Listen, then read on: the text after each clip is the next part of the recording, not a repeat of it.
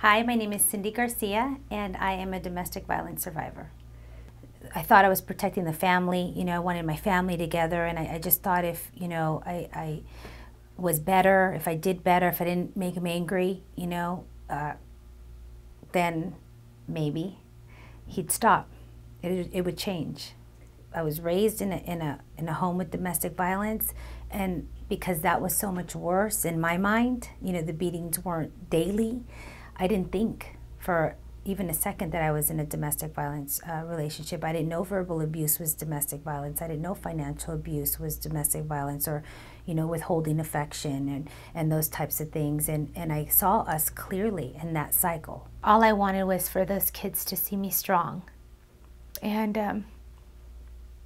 all I wanted was for them to know that that their mom could protect them, and that they could come to her so that she could guide them in their path in life. And I don't feel like I could do that if I was, being abused and just not really being present for them.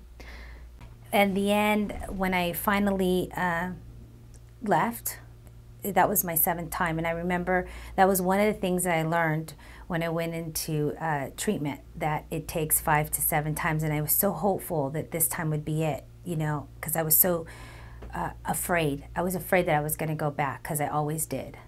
I got to hear from other women what their stories were, and that's where the power came. I don't want to come here and be a victim, labelized a victim for the rest of my life. All I want you to do is show me how to never let this happen to me again.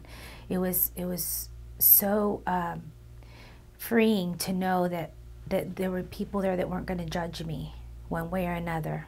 But I stayed out, so that's good. I started writing, and it has completely changed my life. Once I connected to the pain, then the healing came. And that's what cycling's done. There's healing and all that, knowing how strong I am.